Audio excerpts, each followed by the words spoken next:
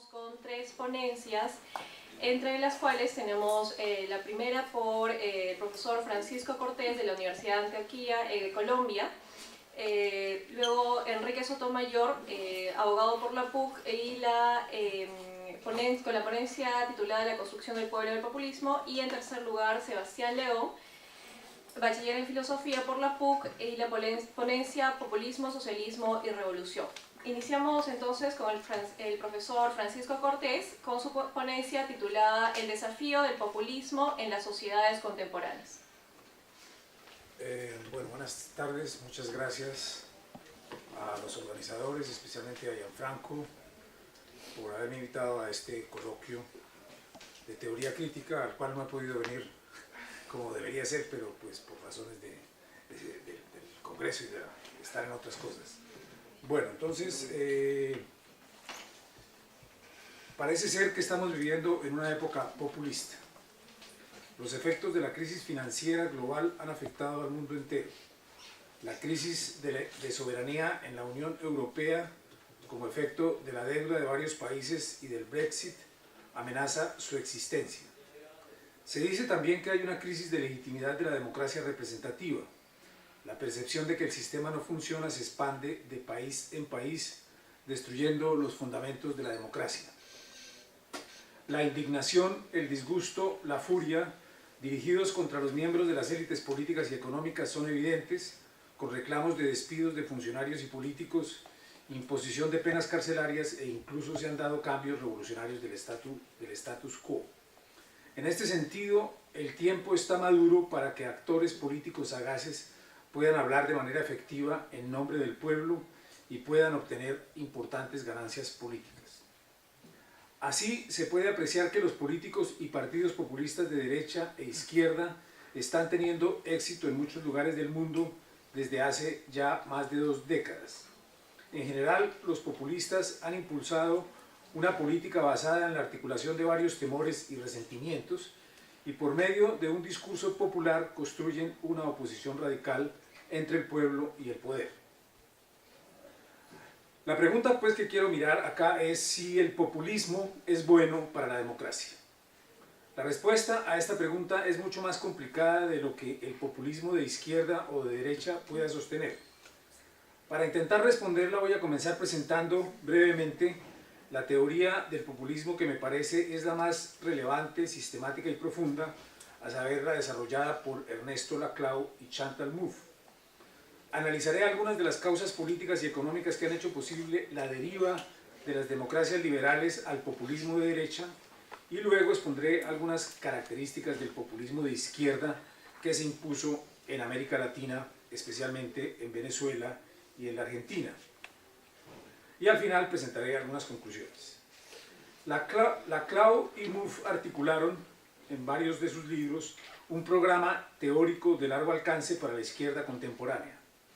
A partir de la categoría de hegemonía de Gramsci, examinan el mundo globalizado y neoliberal y muestran que este no puede ser considerado como el único mundo natural y posible, sino más bien como el resultado de una determinada configuración de relaciones de poder.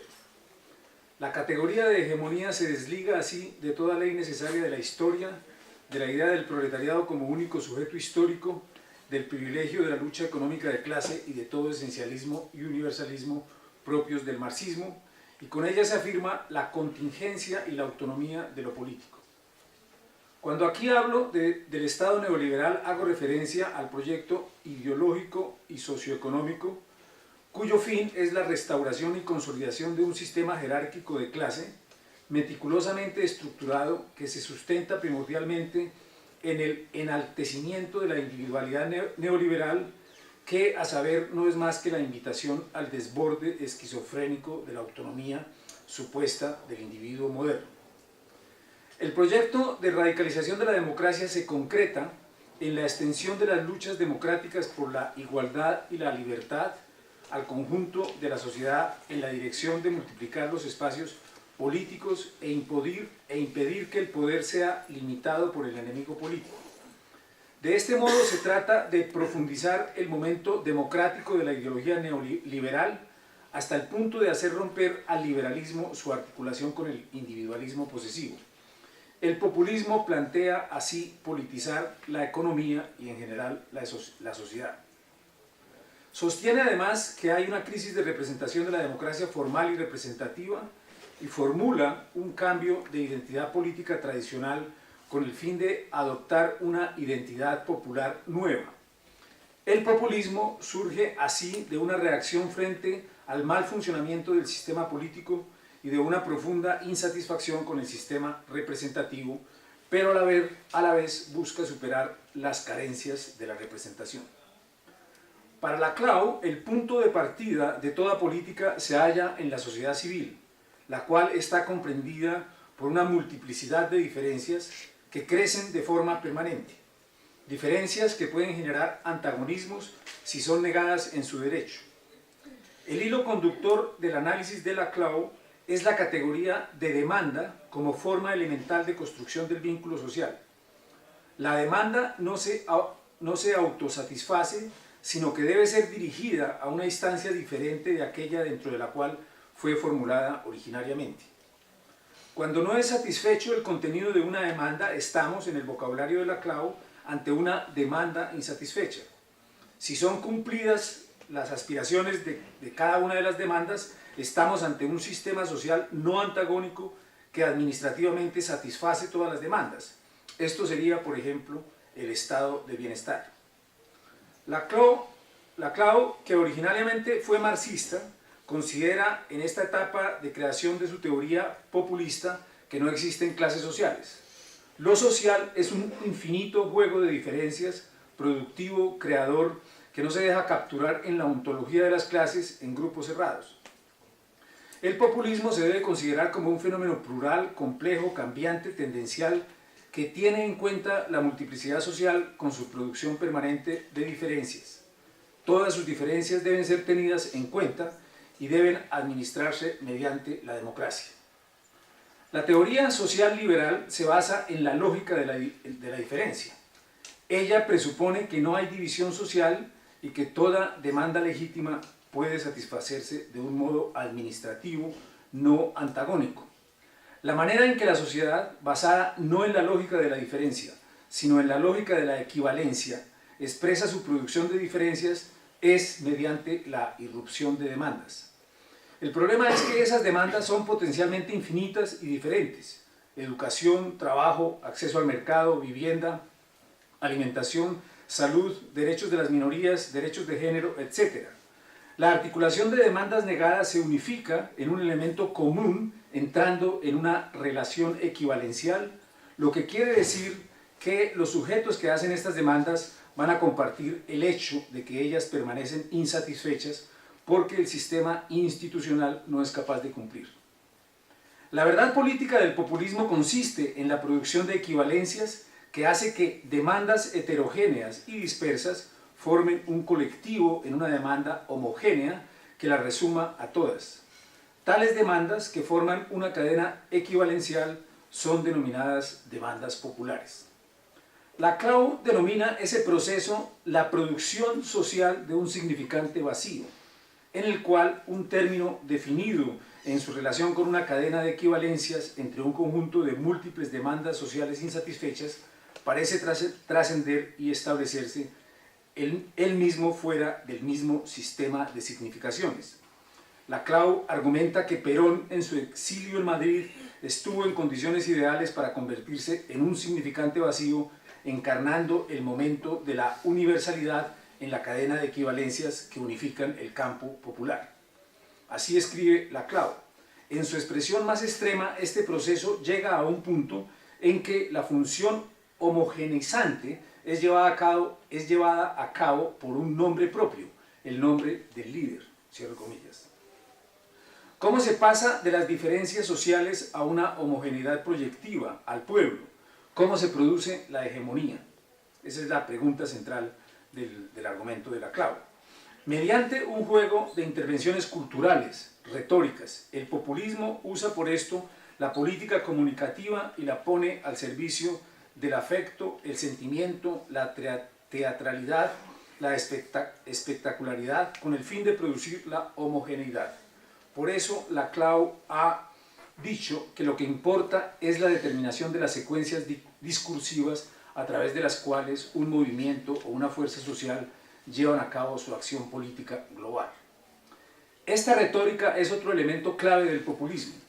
En este sentido, la CLAU afirma que el populismo requiere de la construcción discursiva del enemigo. Esto debe ser claro, dice la CLAU, para que la cadena equivalencial cree una frontera dentro de lo social, es necesario de alguna manera representar el otro lado de la frontera, el enemigo, el ancien régime, la oligarquía, el establishment. Cierro comillas. Para la CLAU, la frontera de exclusión que produce el neoliberalismo genera la división de la sociedad en dos campos y, por tanto, el antagonismo radical. En su libro de Hegemonía, el pueblo que resulta de la articulación de demandas insatisfechas constituye un contrapoder que se opone y niega al poder negativo, el orden neoliberal. La hegemonía se produce en virtud de una lógica política de absolutos. Hay un poder absoluto, el orden neoliberal como actor político excluyente, que solo puede ser enfrentado por otro poder absoluto, la totalidad del pueblo. De este modo, solo es posible generar hegemonía como un contrapoder. Su condición inherente es que una fuerza social particular asuma la representación de una totalidad que es radicalmente inconmensurable con ella. Este tipo de universalidad hegemónica es lo único que una comunidad política puede alcanzar. Muy importante es la razón populista, tres elementos constitutivos de la configuración populista. Primero, la formación de una frontera interna antagónica separando al pueblo del poder. Segundo, una articulación equivalencial de demandas que hace posible el surgimiento del pueblo, que no surge claramente hasta que la movilización política ha alcanzado su nivel más alto. Y tercero, la unificación de estas diversas demandas en un sistema estable de significación. Populismo significa entonces cuestionar el orden institucional mediante la construcción de un pueblo como agente histórico, es decir, un agente que es un otro en relación al orden vigente. La construcción del pueblo es resultado de la división social y es esencialmente política. Hay una exclusión determinada por el límite antagónico que separa al pueblo del sistema institucional del poder. Esta separación condiciona que las demandas sean siempre negadas, lo cual genera una articulación de equivalencias que produce el antagonismo radical. Así irrumpe una hegemonía y a la vez el nuevo sujeto político, el pueblo. Finalmente, esa es la condición radical. Para que todo esto sea posible, un líder tiene que controlar el poder del pueblo, a saber, el líder carismático. El líder es el momento singular y trascendente y por su nombre se produce la identificación de la unidad del grupo.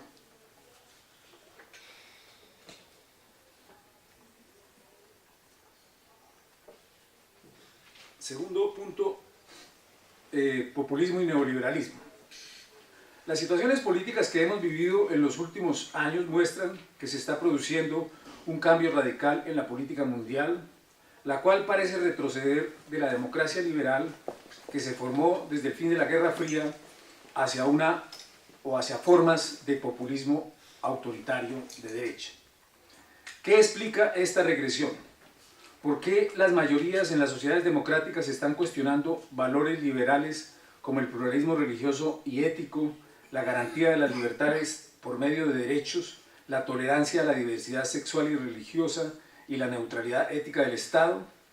¿Por qué las mayorías en Gran Bretaña, Estados Unidos, Francia, Alemania, Polonia, Holanda dicen no a los migrantes y a los refugiados y así algunos de sus líderes ganan elecciones? Según Arjun Appadurai, la globalización ha producido que los estados pierdan su soberanía económica, que es la base de su soberanía nacional. Ante esto, los populistas han buscado reemplazar la soberanía económica por una soberanía cultural que se apoya en valores tradicionales y en la historia de un determinado pueblo. Como explica Iván Krastev, el surgimiento del populismo de derecha está determinado por la revolución tecnológica y los cambios demográficos que ha producido la globalización. Los efectos negativos de la globalización en los países pobres y los problemas surgidos por las guerras en Siria, Irak, Afganistán, dispararon la revolución migratoria, la cual ocasionó la inquietante capacidad de provocar una contrarrevolución en Europa. Esta es la contrarrevolución de las mayorías de los países ricos que, amenazadas porque extranjeros se pueden tomar sus países y poner en peligro su forma de vida, rechazan el liberalismo y adoptan la democracia mayoritaria. En el 2014 entraron a Europa 280.000 migrantes y en el 2015 el número ascendió a más de 1 millón. En la reacción de las mayorías amenazadas por la migración radica una de las razones del auge del populismo de derecha en Europa y en los Estados Unidos. El temor de que los extranjeros se tomen sus países se afianza en la idea basada en proyecciones demográficas según la cual sus estados puedan desvanecerse. Otro aspecto a considerar en esta aproximación al populismo es la actual crisis del capitalismo. Esta crisis, que lleva más de 3 décadas, surge de una única racionalidad: el neoliberalismo. El capitalismo en la etapa neoliberal depende de formas de acumulación realizadas por medio de la desposesión. Siguiendo la tesis de Karl Polanyi sobre la mercantilización de la fuerza de trabajo, la tierra y el dinero, la desposesión consiste en que por medio de la revocatoria de leyes que protegen los derechos de los trabajadores se desregula el mercado de trabajo. La tierra no puede ser más el soporte de las necesidades humanas básicas y el dinero hace posible la desregulación del capital financiero. Estas formas de extensión de la racionalidad mercantil a todas las esferas de la existencia humana hacen de la razón neoliberal una verdadera razón mundo, como la denominan Christian Laval y Pierre Dardot. Al concentrar el poder en manos de los actores económicos más poderosos en detrimento de la masa de los ciudadanos, el neoliberalismo desactiva la democracia y fragmenta la sociedad. Esta fragmentación de la sociedad y del individuo puede apreciarse en el fenómeno de la destrucción del empleo que han estudiado, entre otros, Randall Collins y Wolfgang Streeck, quienes demuestran que el desplazamiento tecnológico del trabajo por las máquinas, que ha tomado la forma de la computarización y la información tecnológica, constituye una debilidad estructural del capitalismo. El desplazamiento tecnológico es el mecanismo por el cual se ahorra trabajo por medio de innovaciones en los equipos y la organización, y a través de esto se posibilita que pocas personas empleadas produzcan más a un bajo costo. En la medida en que los trabajadores son reemplazados por robots y máquinas electrónicas, crece el desempleo y cae la demanda del consumo. La tecnología promete una abundancia de productos, pero estos no pueden ser vendidos porque solo unas pocas personas ganan lo suficiente para poder comprarlos. A esto Marx lo denominó crisis estructural del capitalismo. El resultado será, dice Collins, un desempleo del orden del 50 al 70% hacia la mitad del siglo XXI, que golpeará especialmente a los sectores más educados que pensaron que por medio de una educación larga y costosa podrían escapar del destino de despojo y miseria que vivió la clase trabajadora en la época de la Revolución Industrial. La crisis del capitalismo neoliberal es producida por la destrucción del empleo, lo cual genera otra fuente de profundo descontento social y político. Así sintetiza Krastev este proceso. La demografía hace que los europeos se imaginen un mundo en el que sus culturas desaparecerán, a la vez que la revolución tecnológica les promete un mundo en el que sus puestos de trabajo también desaparecerán. Cierro comillas. En las mayorías amenazadas por la migración y la destrucción del empleo radican dos aspectos que permiten explicar el auge del populismo de derecha en Europa y los Estados Unidos. Finalmente me voy a referir muy brevemente al populismo de izquierda en América Latina. Representado especialmente por Chávez y ahora por Maduro, por Cristina Fernández de Kirchner, por Correa, Morales y Ortega, resultó de las promesas frustradas de los procesos de crecimiento de la economía prometidas por la globalización neoliberal, de las experiencias de injusticia y desigualdad que viven millones de personas pobres en nuestros países y de la ausencia de participación política en los sistemas de democracia representativa. El populismo surgió así de una reacción frente al mal funcionamiento del sistema político y de una profunda insatisfacción con el sistema democrático representativo. La constelación populista que se produjo en estos países fue también una ocasión perfecta para una izquierda con vocación de poder al servicio de los intereses básicos de los más desfavorecidos y de la construcción de una sociedad justa y bien ordenada. Sin embargo, esto sucedió solo en parte y solamente en un par de países, también poniéndolos entre comillas, Ecuador y Bolivia, pues en los otros, Venezuela y Argentina, se dio una vuelta de tuerca y el resultado que se puede apreciar o que se ha podido apreciar es el uso arbitrario del poder contra los críticos, la destrucción de las instituciones liberales y democráticas, la paralización de la economía y la corrupción, cuyo caso más escandaloso es el de la multimillonaria populista Cristina Fernández de Kirchner. En este sentido, quiero decir que el populismo en América Latina simboliza también el proceso por el cual el ideal democrático ha degenerado en formas autocráticas y plebiscitarias de aclamación a líderes construidos como la encarnación del pueblo y de la nación. Este populismo propone, mediante la radicalización de la democracia, una transformación de las estructuras del Estado en función de una preponderancia del poder presidencial sobre el legislativo y el judicial, y además, que es una de las cosas más graves, somete la esfera económica al poder político, como se ha visto de manera muy clara en el caso de Venezuela. Hechas estas consideraciones generales sobre el populismo, quiero volver a la cuestión de si el populismo es bueno para la democracia. Considero que el populismo de izquierda de América Latina es una fuerza positiva para la democracia porque la radicaliza y extiende a todos los sectores de la sociedad. Por el contrario, el populismo de derecha ha sido visto como enemigo de la democracia, como sostiene, entre otros, Chantal Mouffe. El pueblo del populismo de izquierda está formado por los excluidos del disfrute de la participación política y el bienestar económico. Por el contrario, el pueblo del populismo de derecha es xenófobo y excluyente. No quiere aceptar inmigrantes en su nación, pues estos son una amenaza para la propia sociedad. El populismo de izquierda pretende sustituir la fracasada democracia representativa por una nueva representación incluyente con una ciudadanía más activa. Y esto, por supuesto, debería ser bueno para la democracia. Pero el populismo de izquierda en América Latina, que buscó sacar adelante un proyecto de justicia social mediante una adecuada redistribución de la riqueza, fracasó de forma contundente en Venezuela y en Argentina, produciendo un grave daño en sus respectivas sociedades. En los discursos de sus líderes se plantea una frontera entre un nosotros, de los americanos, europeos, blancos, trabajadores y defensores de los valores nacionales, contra un ellos compuesto por la corrupta clase gobernante y por los inmigrantes. De esta manera han articulado los diferentes temores y resentimientos de los sectores afectados por la globalización y la migración contra las élites en el poder. Las orientaciones de los populistas de derecha dañan la democracia porque representan el tipo de política basado en la exacerbación de unos valores equivocados: venganza, miedo, exclusión y odio a ciertos grupos raciales, sexuales y a ciertos países.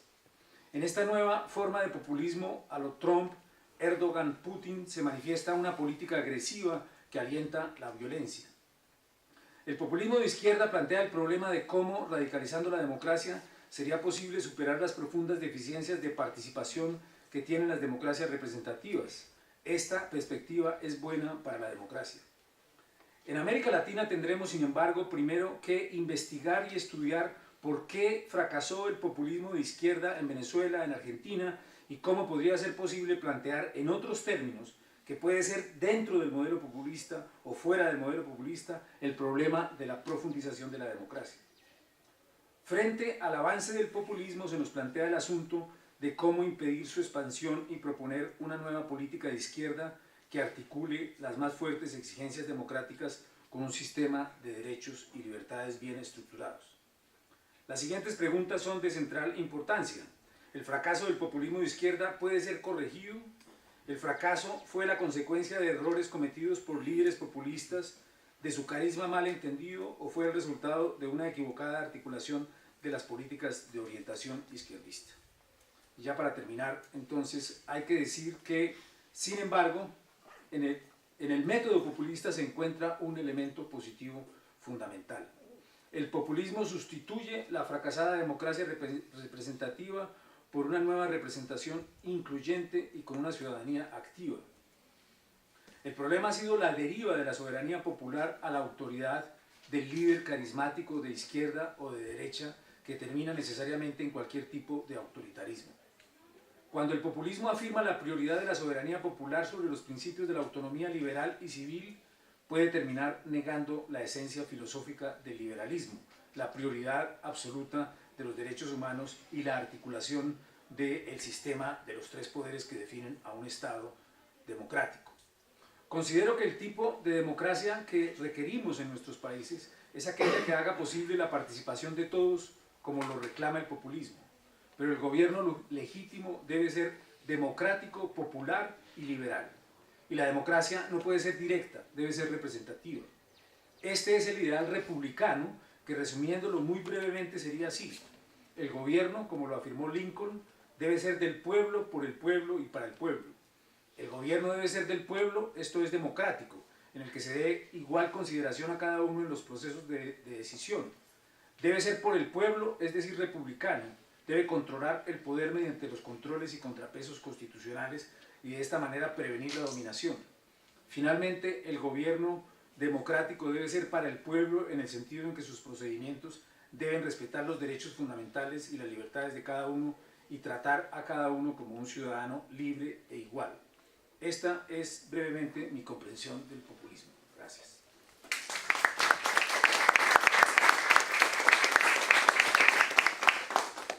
Agradecemos al profesor Francisco Cortés. A continuación damos el paso a Enrique Sotomayor con la ponencia La construcción del pueblo en el populismo. Muchas gracias. Buenas tardes a todos. Voy a tratar de leer algunas partes, hay otras partes que no las voy a leer para no cansarlos o aburrirlos. Trataré de explicar las tesis principales o las ideas centrales de la ponencia. Desde ya quiero hacer una advertencia preliminar que me sirve también como defensa. Si bien voy a usar, porque creo que es un referente obligado a la CLAU dentro de la exposición que voy a hacer, muchos puntos me voy a apartar de él groseramente y no es ni mi intención más lejana ser fiel a su teoría. Así que pues más son ideas desarticuladas mías que imputables a algún autor de los que voy a mencionar. Dicho esto, y viendo que todavía no se ha ido nadie, comienzo. Brevemente el resumen de qué va la ponencia. Contemporáneamente ha comenzado a quedar en evidencia que el concepto de populismo ha perdido, si alguna vez lo tuvo siquiera, poder analítico como una categoría de análisis teórico-político. Algunos autores han trazado una distinción entre tres enfoques definicionales respecto del populismo. Han entendido el populismo como una ideología política, como un estilo de discurso o como una forma de movilización. Entendido como ideología, y es básicamente en lo que me voy a centrar, el populismo depende, al menos en algunas de sus vertientes, de una dicotomía antagónica que ya se ha mencionado en la ponencia del profesor Cortés. De un lado se encuentra el pueblo, que es portador de una voluntad general de la nación o de algún colectivo, y del otro lado se encuentra una élite que antepone sus propios intereses y que por eso justamente genera el antagonismo.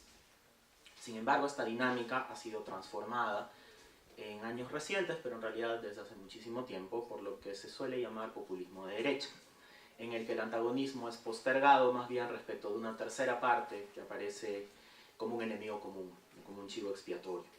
Ese lugar ha sido ocupado por migrantes, minorías sexuales, religiosas, etc.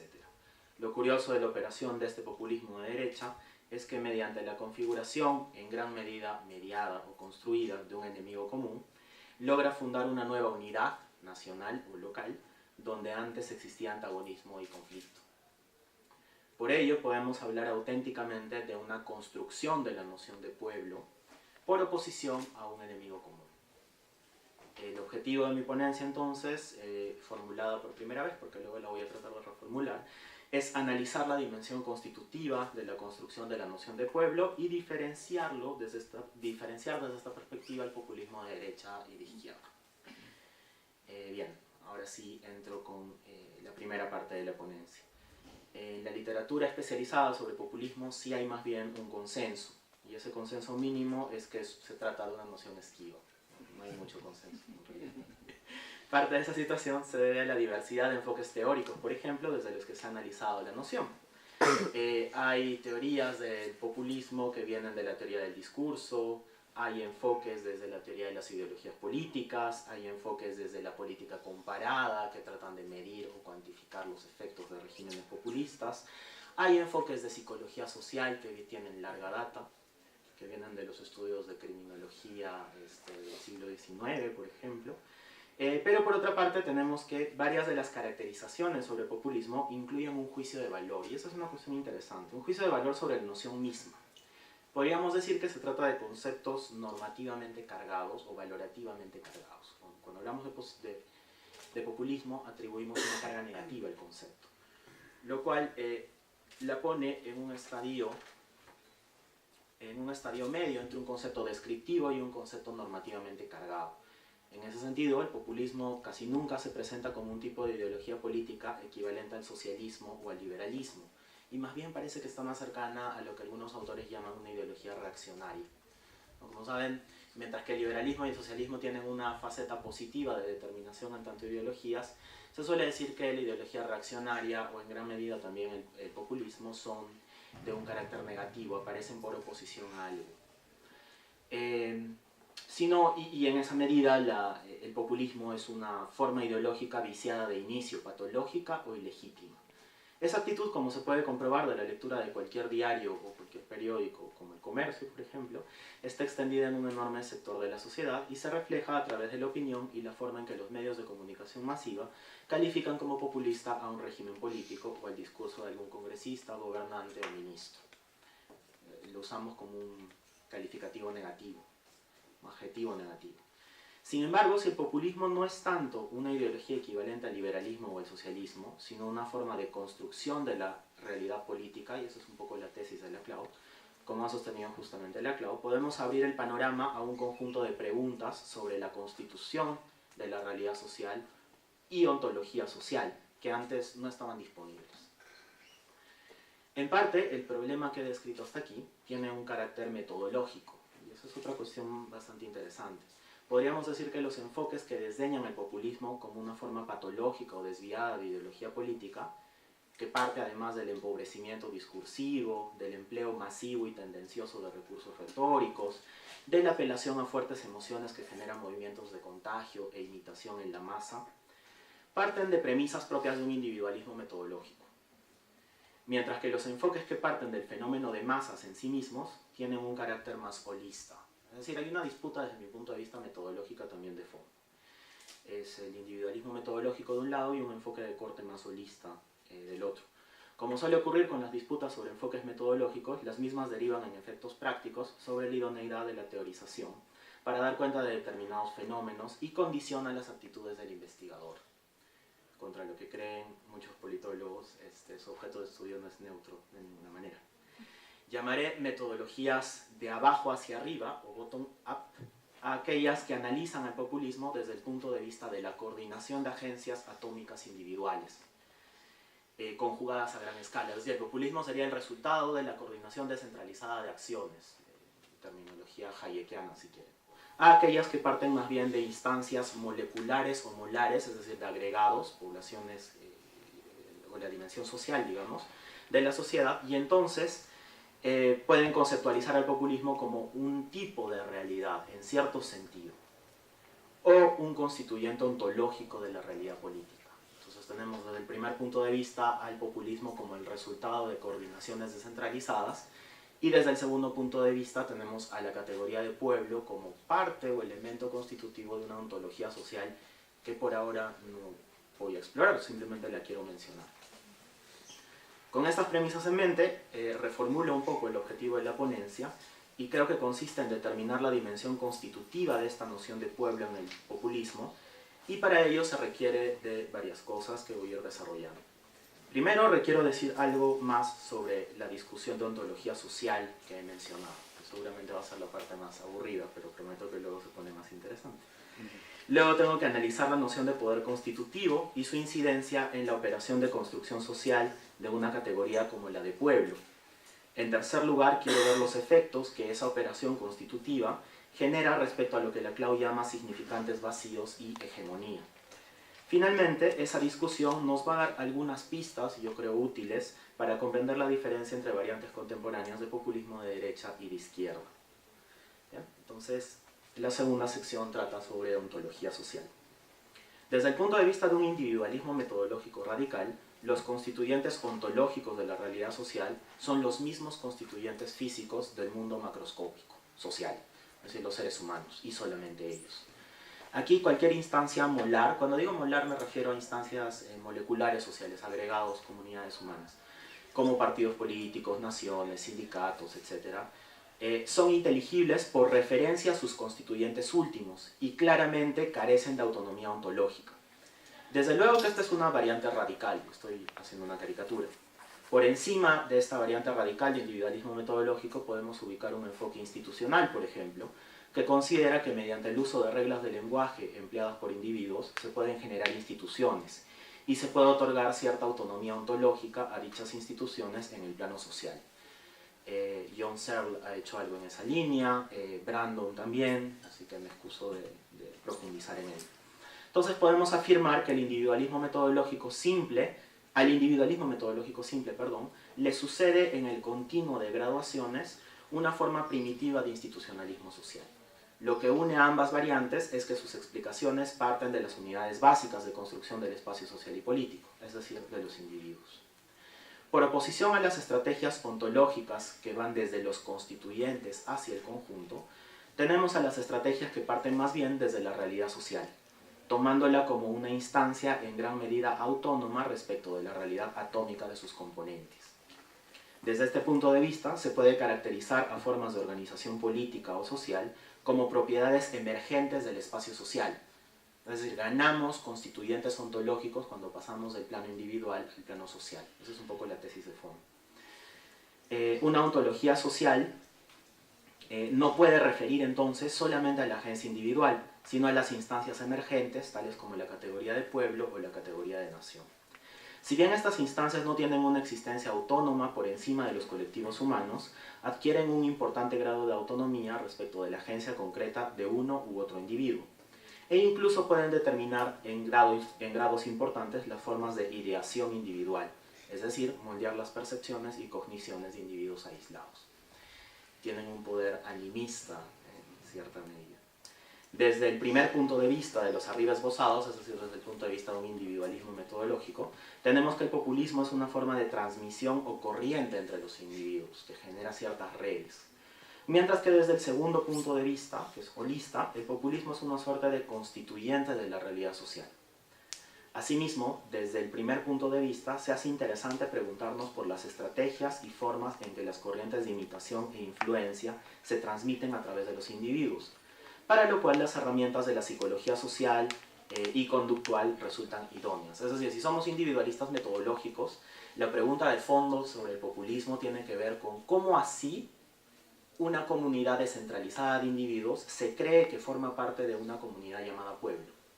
¿Cómo se coordinan esas acciones? Esa es la pregunta central de un enfoque individualista. Mientras que desde el segundo punto de vista las preguntas se trasladan a las dinámicas mismas de las masas agrupadas bajo determinados ideales, conceptos o movimientos políticos. En suma, agrupadas alrededor de un discurso, que es una categoría importante para la clave. Tercera sección, la construcción del pueblo. Entonces ya sabemos que hay dos enfoques desde el punto de vista metodológico que derivan en dos ontologías sociales distintas. Y eso es un hallazgo, creo, importante. Mi metodología de análisis tratará de jugar con una doble perspectiva, que puede resultar fructífera, creo yo, aunque no esté exenta de problemas. Voy a asumir que es posible ver al positivismo el populismo en paralelo como resultado de una operación de ver aspectos de corte wittgensteiniano, es decir, como el resultado de movimientos de imitación e influencia entre agencias individuales de un lado, a la vez que como un constituyente ontológico de la realidad social por el otro. Es decir, la tesis de fondo es que el populismo es las dos cosas a la vez, y que simplemente cuando uno es individualista metodológico, cuando uno es holista, está viendo un aspecto del fenómeno populista. El fenómeno populista es bifronte, puede tener incluso más aspectos, no lo sé, pero solamente estoy explorando estos dos. El resultado de ello es nuevamente una doble perspectiva en la dimensión constitutiva de la noción de pueblo. Voy a analizar esto con más detalle. Es decir, por una parte, hay dos maneras de enfocar el problema del populismo. Por otra parte, hay también dos maneras de enfocar la categoría de pueblo. Desde el punto de vista de la construcción de la noción de pueblo como el resultado de movimientos de imitación e influencia, es decir, como resultado de la operación de una metodología individualista, podemos recurrir al análisis que Deleuze hace del concepto de poder en Foucault. Creo que nos puede ser meridianamente útil. En dicho análisis, el poder representa el espacio de la estrategia o de lo no estructurado. Su ejercicio no toma en cuenta lo que Deleuze llama estructuras molares, sino las interacciones a nivel de moléculas y corpúsculos sociales. En la medida que las relaciones de poder son relaciones de fuerzas, su unidad corpuscular no coincide con el ser humano, sino con singularidades. Es interesante porque lo que coordina a nivel de individualismo metodológico en Foucault las relaciones de poder, por lo menos esta es la interpretación de Deleuze, no es tanto la individualidad humana como subjetividad, sino el concepto de singularidad, que puede ser parcialmente distinto. Es decir, clivajes que son receptáculos y emisores de fuerza. En esta metodología, los arreglos molares o institucionales, como el Estado, la ley, etc., son resultados macrofísicos de interacciones inestables a nivel local. Es un punto interesante, mientras que las relaciones estratégicas de poder son inestables y fluctuantes, las relaciones institucionales tienden a ser estables en el tiempo y en el espacio. La diferencia entre las dinámicas corpusculares y moleculares, o singulares y grupales, la encuentra Deleuze en la disputa entre dos teóricos sociológicos importantes, entre Gabriel Tarde y Émile Durkheim. La microsociología de Tarde no toma como presupuesto y unidad de análisis a las representaciones colectivas, como en el caso de Durkheim, sino a dos instancias inframolares, las corrientes de imitación, y cuando Tarde está hablando de corrientes de imitación, está hablando de cosas como las siguientes, ¿ya? Por ejemplo, cuando un empleado ministerial comienza a imitar la forma o el estilo en la cual su jefe inmediato hace una rúbrica o una firma. Ese es un movimiento de imitación. Y los movimientos de invención, por ejemplo, en los primeros cristianos romanos, que forman un sincretismo de fuerzas que provienen de sentidos contrarios. Mientras que la imitación es una onda o corriente de propagación social, la invención es la confluencia de dos corrientes imitativas diferentes. Ahora bien, ambas instancias, la imitación y la invención, no viajan a través de individuos, sino a través de estados de creencias y de deseos. Es a partir de esta vinculación entre corrientes de imitación y de invención, y de su efecto en estados de creencias, que los individuos forman representaciones. Es decir, la representación es un producto. Es recién luego del análisis de la naturaleza y forma de estos enlaces que emergen las instancias molares que llamaban la atención de Durkheim. Un poco la objeción de Tarde es, Durkheim está pensando al revés, cómo debería pensar las categorías. Todo surge a partir de coordinaciones descentralizadas por movimientos de imitación que generan representaciones que son las instancias sociales, si quieren decirlo así. La instancia fundamental de esta perspectiva entonces es la de representación. El pueblo, desde el punto de vista de las corrientes de imitación e invención, es una representación que las singularidades comparten en un momento y lugar dado. La pregunta entonces es ¿qué tipo de representación es el pueblo? ¿Y por qué comparten específicamente esa representación del pueblo y no otra? Eso me lleva a la segunda perspectiva de análisis. Estoy jugando con esta doble dimensión a varios niveles, ¿ya? Desde el punto de vista de la constitución ontológica de la realidad social, el populismo es el resultado de la operación de una forma de poder que podríamos llamar, siguiendo a Martín Sarr o a Gianfranco, que se acaba de ir, poder constitutivo. Y eso es lo que él sabe de esto, del poder constitutivo, entonces se fue porque ya lo sabe. Esta forma de poder, el poder constitutivo, digo, no tiene solamente un carácter diádico como ocurría en el concepto de poder como dominación. Quienes han leído a Hobbes claramente saben a qué me estoy refiriendo. Un poder directo, diádico, que se ejerce frente a un sujeto que domina sobre un sujeto dominado. Sino, el poder constitutivo tiene un carácter complejo y transindividual. Como apuntan autores como Sarr, este concepto de poder parte de la noción de conatus de Spinoza. En la variante constitutiva, el poder moldea la realidad social a través de relaciones discursivas entre los individuos, desde un punto de vista policéntrico. En suma, podríamos decir que desde la perspectiva constitutiva, el poder es un componente ontológico de la realidad social, consistente en una red de dinámicas entre individuos, producto de las cuales se determinan normas sociales y se generan los posibles cursos de acción individuales. Desde este punto de vista, el pueblo es una representación que es a la vez un constituyente ontológico de la realidad social. Y las singularidades comparten específicamente esa representación del pueblo porque en cierta medida les ha sido impuesta, porque se trata de una a pesar de que se trata de una imposición débil, quiero decir, una de tipo tal que el individuo concreto puede modificar o moldear mediante su participación en un espacio normativo de razones, que a la vez puede transformar. Forma parte de un pueblo ya dado en sí, si quieren ponerlo así, pero lo puede transformar y hacerlo para sí a través de su participación expresiva en esa comunidad de reconfiguración de la noción de pueblo. Ahora voy a trazar un símil entre estos dos aspectos y voy a tratar de mostrar que uno es indesligable del otro. Una perspectiva microsociológica da cuenta de las singularidades que son los modos a través de los cuales se estructura la propiedad emergente social llamada pueblo. Pero a su vez, estas singularidades se construyen y moldean a través del poder constitutivo, que es a la vez proceso y producto para la agencia individual. Es decir, se construye un pueblo a la vez que este pueblo impone restricciones y deberes normativos a los individuos. Por ejemplo, la nación peruana se constituye a través de un discurso policéntricamente formado, en el que confluyen distintas identidades particulares, a la vez que, una vez estructurada en sus lineamientos básicos, se impone a los individuos de una forma más o menos rígida a través de la figura de una identidad nacional. En suma, la operación de ver aspectos solo nos ha revelado algo que era evidente en el análisis del populismo, el nacionalismo y otras categorías semejantes. Bien, paso a la siguiente sección, que se llama Hegemonía y significantes vacíos, que es la más cercana a la CLO. La operación de constitución del pueblo es una operación de poder, que en términos coloquiales podríamos calificar de autoritativa, autoritaria o cruel. No es necesario asumir la tesis paranoide de que la manipulación de las masas para notar que siempre la construcción del pueblo demanda la elección de una particularidad que asume la forma del universal. No tenemos que ser paranoicos para eso.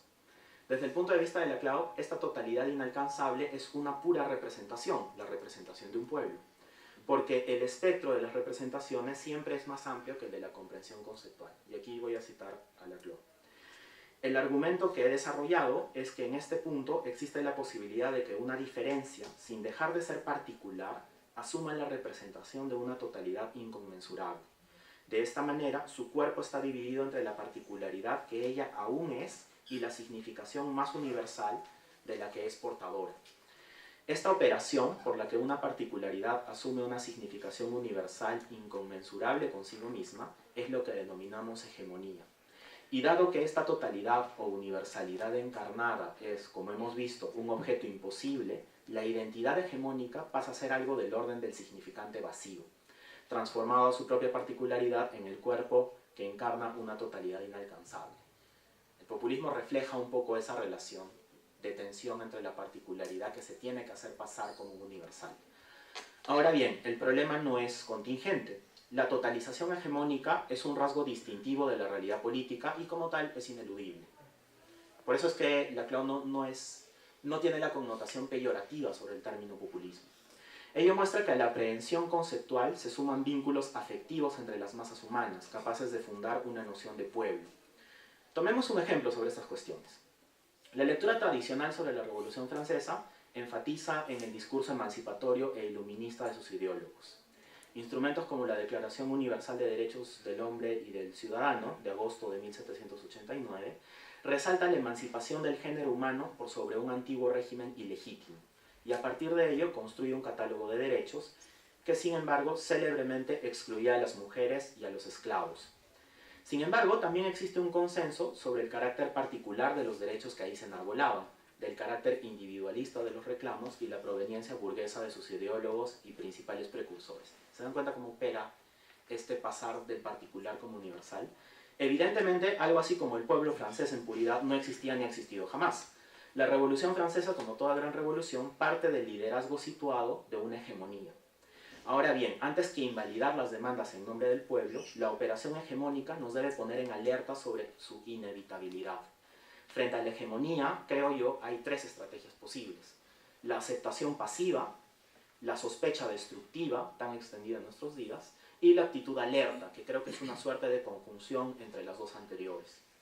La tesis de esta sección, entonces, planteada en términos programáticos, creo que puede ser la siguiente.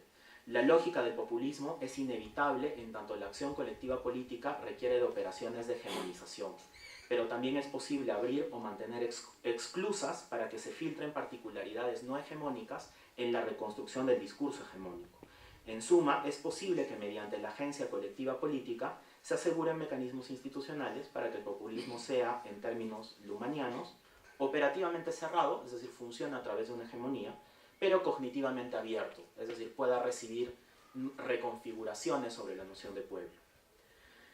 Entonces, en lugar de renunciar al populismo, deberíamos buscar que éste se encuentre siempre abierto a su reconfiguración. Volviendo al ejemplo de la Revolución Francesa, deberíamos explorar las razones históricas por las que tanto mujeres como esclavos no pudieron articular un discurso que cuestionara la hegemonía burguesa durante la Revolución Francesa.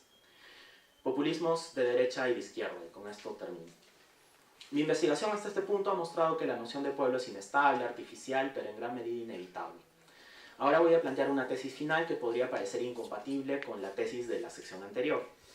En la sección anterior yo decía que es necesario mantener a la hegemonía populista dentro de unos márgenes de apertura cognitiva, porque esa era la única manera de que el populismo no devenga en una forma de lógica totalizante y hermética. Aquí, sin embargo, quiero plantear que ciertas exclusiones fundamentales son necesarias para el éxito del populismo y para la potenciación de su rol emancipador. Si bien la noción de pueblo se puede hacer más democrática e inclusiva a nivel horizontal, por ejemplo, para incluir en la noción de pueblo a mujeres y esclavos durante la Revolución Francesa, no debería hacerse más inclusiva a nivel vertical, es decir, al momento de generar alianzas entre clases sociales. El pueblo francés no incluía al monarca y a los nobles, sino que era una reacción frente a ellos y sus privilegios. Al igual que los movimientos obreros y proletarios del siglo XX no incluían a los empresarios burgueses, dueños de los medios de producción o fábricas en sus filas. La noción de pueblo incluye un conjunto de determinaciones socioeconómicas que en última instancia se relacionan con la opresión de un grupo social por otro. En este punto, la dimensión afectiva del populismo es la encargada de generar el sustrato de la experiencia compartida entre los miembros del pueblo. El pueblo será entonces una misma forma de sudar en la jornada de trabajo, y eso no se puede compartir entre clases. Por las razones que he esbozado, algunos autores sostienen que el rasgo distintivo de los populismos de izquierda parte de una oposición fundamental entre el pueblo y la élite. Ello me permite explicar con un poco más de detalle a qué me refería cuando hablaba de inclusividad horizontal.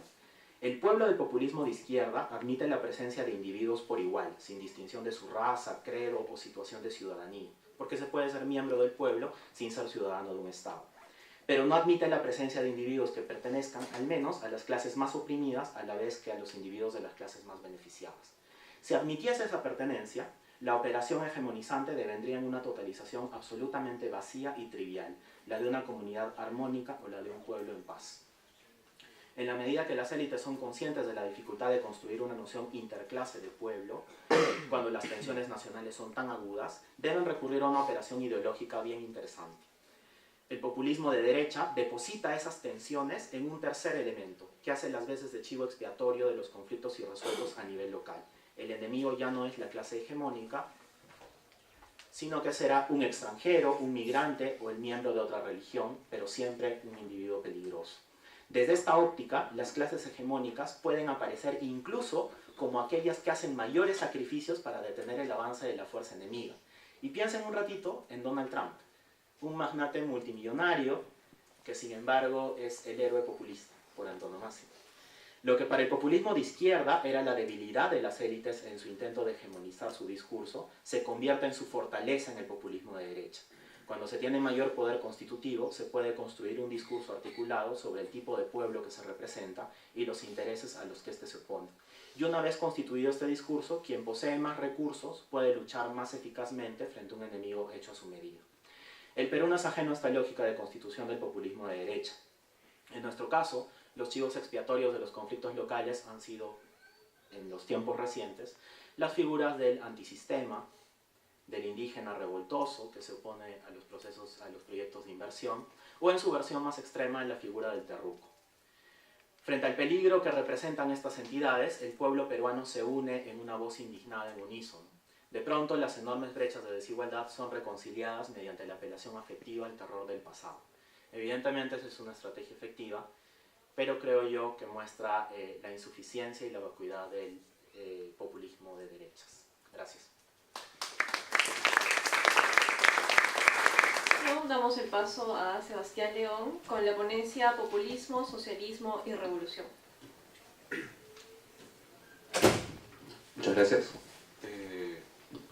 Brevemente, la ponencia surge un poco de una cierta preocupación, que es sobre, bueno, la noción de socialismo científico, ¿no? Por la que apuestan Marx y Engels, ¿no? Que un poco parte de la idea de que una cierta teoría rigurosa sobre la realidad social permitiría, mediante una comprensión adecuada de los procesos en la sociedad, orientar hasta cierto punto una práctica revolucionaria, ¿no? La teoría de la hegemonía de Laclau, de la que ha hablado el profesor Cortés, habría surgido en los 80 un poco como una alternativa, ¿no? Tras la decadencia del marxismo, ¿no? Una cierta alternativa que habría llegado a ser incluso operativa. En el caso ejemplar es Podemos en España, ¿no? Los dos de los líderes de Podemos, Errejón e Iglesias, fueron estudiantes de Laclau, ¿no? El partido, y en gran medida la manera en que han operado políticamente en el Estado español seguía mucho por premisas laclausianas, ¿no? Entonces la ponencia tiene dos partes. La primera es una pequeña reseña, un análisis de la teoría de Laclau, y luego una cierta revisión crítica desde un posicionamiento marxista, ¿sí? Bueno, a ver. El análisis de Laclau parte de un hecho muy concreto en la literatura política sobre el fenómeno del populismo. La tendencia en la teoría política contemporánea a, antes que aproximarse al hecho social del populismo desde un punto de vista descriptivo, tomar como su punto de partida una prescripción o valoración negativa sobre el mismo. Por contraste a otras ideologías políticas como el liberalismo o el socialismo, habría una ambigüedad o indeterminación fundamental en los contenidos del populismo que le permitiría abarcar todo lo ancho del espectro político, desde la izquierda radical hasta la extrema derecha, pasando por el llamado centro, y movilizar grupos sociales tan diversos como el campesinado, movimientos obreros, la pequeña burguesía, etc. Una segunda característica atribuida al populismo, vinculada a la primera, sería su carácter altamente retórico, donde no primarían ideas con una carga semántica bien definida, sino frases y eslogans vacuos, a menudo prestados de ideologías políticas más coherentes, interpretables de diversas maneras en diversos contextos, como armas arrojadizas listas para azuzar a las masas contra los enemigos políticos. Aquí se perfilaría un tercer elemento, relativo al desborde de la mediación o de la representación política. Los movimientos populistas aparecerían como altamente demagógicos, desbordando las prácticas, organizaciones e instituciones que crean estabilidad en la esfera política.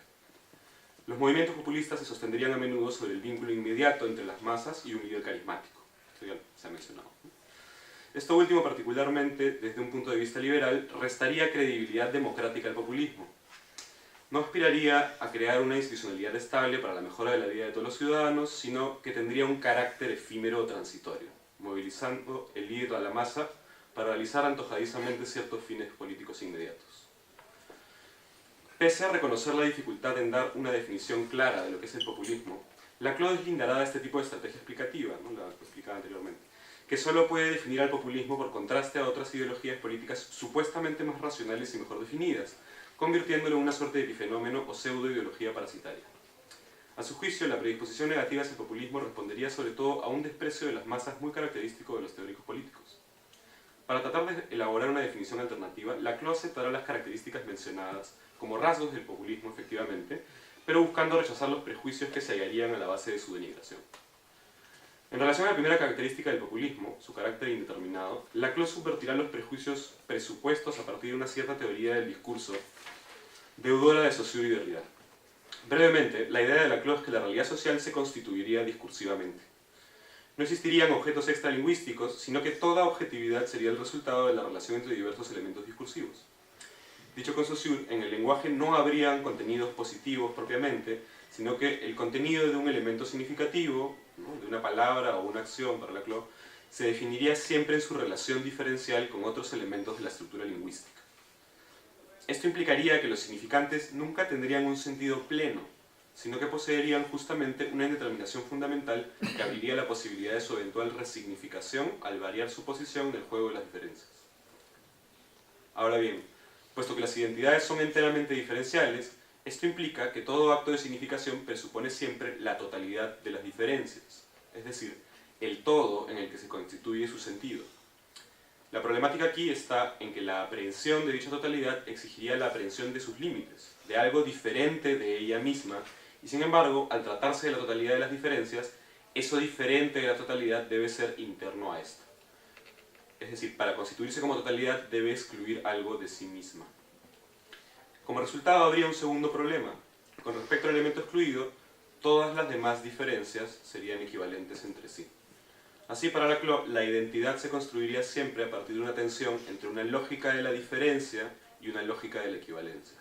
La totalidad, por su parte, nunca estaría plenamente determinada, ¿no?, haciendo posible la movilidad de los elementos que la conforman, por lo que no podría representarse nunca adecuadamente. Dado que la representación solo puede darse a partir de diferencias particulares, esta totalidad inconmensurable solo puede ser representada por un significante particular. Esto es la operación que Kike y el profesor Cortés han descrito, es la hegemonía, ¿no? Y bueno, la parte que representa la totalidad es el significante vacío. Ahora, la operación hegemónica partiría del espacio social en dos campos antagónicos. Laclau se aproxima a la cuestión de la siguiente manera, ¿no? Piénsese en una cierta sociedad en la que un aparato institucional abarcaría una serie de partes o demandas diferenciadas que se supone que ha de satisfacer. Sin embargo, la lógica institucional podría no satisfacer una cierta demanda, por ejemplo, el Estado podría ser incapaz de generar nuevos empleos para la clase media. Ante la incapacidad del sistema institucional de satisfacerla y de darle un lugar en la lógica diferencial, eventualmente los agentes sociales que encarnan dicha demanda podrían encontrarse con otros grupos cuyas demandas estén igualmente insatisfechas. Por ejemplo, trabajadores migrantes cuya situación no se regulariza, mujeres que ven sus derechos abortivos amenazados, etc. Esta posición de exterioridad frente a la lógica diferencial institucional les permitiría articularse en una cierta cadena de equivalencias, conformando una subjetividad colectiva mayor. Esa subjetividad colectiva que se está construyendo a partir de una lógica de equivalencia es lo que Laclau llama pueblo. El populismo entonces no sería tanto una ideología política para Laclau, sino una cierta lógica de constitución de lo político, ¿no?, entendido como este antagonismo entre equivalencia y diferencia, entre la parte de la sociedad que se reclama como el pueblo y el poder dominante al que nombra, y que rompe con esto la armonía social, o la aparente. Es importante señalar que para Laclau la universalidad propia de la equivalencia no implica nunca homogeneidad, y la movilización del pueblo como sujeto político depende de la articulación de las diversas demandas particulares. Por ello, la conformación de una identidad hegemónica con su lenguaje e imaginario colectivo opuestos a los del status quo es un proceso arduo y bastante complejo de trabajo y maniobra política, en el que debe hilarse finamente para no perder representatividad ante alguna de las partes, lo que se va haciendo más complicado mientras más demandas se incluyen en la Alianza Popular, y para ganar ciertos significantes al enemigo. De ahí que se asocie al populismo con un carácter transitorio y un argot político predominantemente retórico. Finalmente, en lo que respecta al nexo afectivo entre el líder y la masa popular, Laclau buscará distanciarse de las posiciones que comprenderían al colectivo como una masa irracional manipulada por un caudillo demagógico. Más bien, apelando al psicoanálisis, comprenderá la relación como un proceso de identificación, en el que los individuos ven en el líder ciertas cualidades valoradas por ellos y que en cierto modo reconocerían en sí mismos, ¿no?, un yo ideal. Esta identificación con el líder permitiría a su vez la identificación entre los diversos individuos que conforman el colectivo y le daría un carácter democrático, un cierto carácter democrático al vínculo entre colectivo y líder, en tanto que, al emanar la autoridad de la identificación entre él y el pueblo, siempre tendría que responder ante ciertas expectativas normativas. Antes que un caudillo de poder arbitrario, el líder populista sería un primero entre pares, ¿no? Eso es un poco la revisión de Laclau. Ahora, habiendo expuesto la propuesta populista de Laclau, que ha sido usada para pensar casos tan diversos como el chavismo en Venezuela, Podemos en España, el Frente Nacional en Francia, el fujimorismo en Perú, etc., me gustaría hacer algunas consideraciones sobre los alcances y los límites de dicha concepción del ámbito político, desde un punto de vista de izquierda. En un primer momento desde la teoría y luego desde el diagnóstico sobre la operatividad política, ¿no?, de esta teoría. Mis observaciones surgen sobre todo de mi aproximación al marxismo político de Ellen Maxine-Wood y hasta cierto punto, aunque no voy a citarla, el materialismo pragmatista de Ragelli. Parto aquí de la consideración, a mi juicio relevante, de que Laclau es un autor que mantuvo a lo largo de su vida un compromiso con una política emancipatoria de izquierda, ¿no?, lo que solemos llamar socialismo. No fue, sin embargo, al menos no durante las últimas 3 décadas de su vida, un marxista, ¿no? De hecho, la teoría que acabo de esbozar difiere en muchos aspectos de los principios del materialismo histórico, ¿no? La pretensión de Laclau era que un supuesto desgaste de la teoría marxista de cara al panorama político contemporáneo, ¿no?, en ese panorama, su teoría discursiva de la hegemonía y el populismo podía servir como un nuevo marco teórico, ¿no?, para pensar la política socialista en términos de democracia radical. ¿Sí? Ahora, la razón principal por la que Laclau habría deslindado del marxismo se debería a su supuesta concepción determinista o mecanicista de la historia, derivado del esquema base-superestructura. Como se sabe, el materialismo histórico postula que los seres humanos, en su actividad social, interactúan con la naturaleza para producir sus condiciones de vida. Ahí el materialismo. Y que los productos de dicha actividad, las relaciones, prácticas e instituciones que van produciendo a lo largo de las generaciones, se convertirían en fuerzas materiales a menudo tan determinantes como las de la naturaleza, ¿no? Ahí lo histórico. Puesto que la actividad productiva se hallaría a la base de la producción del mundo social, Marx empleó, sobre todo en sus textos de juventud, la metáfora de la base de la superestructura. Las relaciones sociales vinculadas a la producción, la organización social de las fuerzas productivas, de la mano de obra disponible, de los recursos naturales y tecnológicos, etc., tendrían una predominancia sobre y en cierto modo determinarían al resto de las relaciones sociales. La concepción ortodoxa del materialismo histórico vinculada a Stalin consideraba que todo reordenamiento del mundo social dependía de un desarrollo de las fuerzas productivas, respondiendo a la configuración de todos los ámbitos sociales superestructurales a las exigencias materiales de la base económica, entendida sobre todo como un ámbito predominantemente técnico, aséptico y objetivo. El movimiento histórico entonces respondería, ¿no?, para este marxismo ortodoxo, a la necesidad de las leyes de la producción y de acuerdo con esas leyes, ante la contradicción entre las relaciones sociales capitalistas y el desarrollo de las fuerzas productivas, el proletariado, cuyos intereses estarían del lado de la producción en oposición a los de la clase dominante capitalista, se constituiría eventualmente como un sujeto revolucionario que tendría que derrocar el orden social vigente, dando lugar a un nuevo modo de producción. Su esquema brinda una mirada alternativa en la que ni las estructuras materiales de la sociedad ni los intereses materiales de los agentes preexistirían o determinarían el ámbito de lo ideológico político. De hecho, Laclau, parafraseándolo, dice que el movimiento social nunca preexiste a su ideología. Como se ha visto, en el esquema laclausiano no habría leyes necesarias que determinaran a priori a un único sujeto revolucionario, sino que lo social aparecería como un campo de radical indeterminación y contingencia, permitiéndole privilegiar la agencia política de los individuos y la multiplicidad de las demandas populares. Recuérdense que para Laclau no hay una objetividad extralingüística, por lo que todo el mundo social respondería a la lógica del discurso, a las tensiones entre equivalencia y diferencia. Que sobre una identidad particular recaiga la representación hegemónica de una diversidad de demandas respondería más a la contingencia o aleatoriedad de un juego específico de diferencias que a una necesidad histórica, y el porvenir del proyecto hegemónico socialista, debido a las múltiples combinaciones posibles de los elementos significativos que conforman la totalidad social, las demandas, aparecería como radicalmente abierto o indeterminado. El socialismo aquí sería una pura posibilidad, pero que al mismo tiempo, por la lógica propia que Laclau atribuía al discurso, ¿no?, esta necesaria incompletud de lo social, daría lugar a nuevos enfrentamientos antagónicos entre nuevos pueblos y nuevos poderes fácticos. En ese sentido, quizás sería una suerte de tarea inacabable. Ellen Maxine Woods considera que en este punto Laclau crea un falso dualismo, que a mi parecer es asumido por la mayoría de teorías de raigambre nietzscheana, estructuralistas, entre un determinismo histórico y una contingencia absoluta. Y al optar por esta segunda opción, ¿no?, por la contingencia absoluta, haría tanto de la historia como de la política fenómenos altamente aleatorios. Esta aleatoriedad, en cierto modo, acabaría anulando la historia, en tanto que no podrían pensarse condiciones, relaciones o procesos históricos determinados. Esto es, desde el punto de vista de la teoría del discurso de Laclau, uno no podría pensar en el capitalismo, por ejemplo, como el resultado de una serie de procesos y condiciones históricas específicas. Por supuesto, en tanto que la acción humana da lugar a la historia, esta tendría una medida de contingencia, pero en la medida en que la historia se va produciendo, no solo se abrirían ciertas puertas, sino que otras quedarían cerradas, no habría esta radical apertura. Tomando esto en cuenta, se puede pensar el énfasis del materialismo histórico sobre los procesos productivos sin caer en un determinismo economicista. Precisamente, Marx se habría opuesto a la concepción compartida por liberales y stalinistas que pretendía entender la esfera de lo económico como un ámbito de fuerzas objetivas despolitizado. No olvidemos que para Marx las relaciones de producción eran un espacio de lucha de clases, eso queda particularmente claro en Grundrisse y Capital, ¿no?, atravesado por conflictos en los que los trabajadores oponen resistencia a la explotación capitalista. Contrariamente a la concepción laclausiana, para la perspectiva marxista, la experiencia subjetiva de las relaciones de producción, de los procesos económicos de explotación, apropiación, distribución, consumo, etc., darían lugar a estructuras materiales que uno no puede simplemente disolver a voluntad y que determinarían en gran medida el devenir histórico, y también a intereses de clase, dependientes de la posición de que un individuo ocupa en dichos procesos y estructuras, que en cierto modo preexistirían a su articulación ideológico-política, ¿no? Un marxista no estaría de acuerdo con la idea de que el movimiento nunca preexiste a su ideología.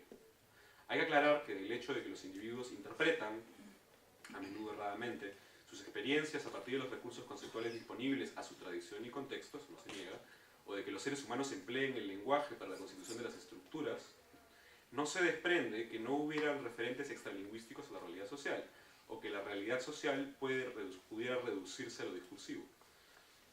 Para aclarar este problema, me gustaría aproximarme a un caso histórico analizado tanto por Laclau como por Maxine Wood, recurriendo a los trabajos de Gareth Stedman Jones sobre el movimiento obrero cartista en la Inglaterra de la década de 1830. En principio, Stedman Jones sería más afín a Laclau en sus condiciones sobre la autonomía de la política cartista en relación a las condiciones materiales de la época. A su juicio, el marxismo presupondría reglas simples de traducción de lo social a lo político, e incluso que las filiaciones partidarias podrían predecirse a partir de los posicionamientos de clase. Esto es, que las condiciones materiales podrían leerse en los programas políticos.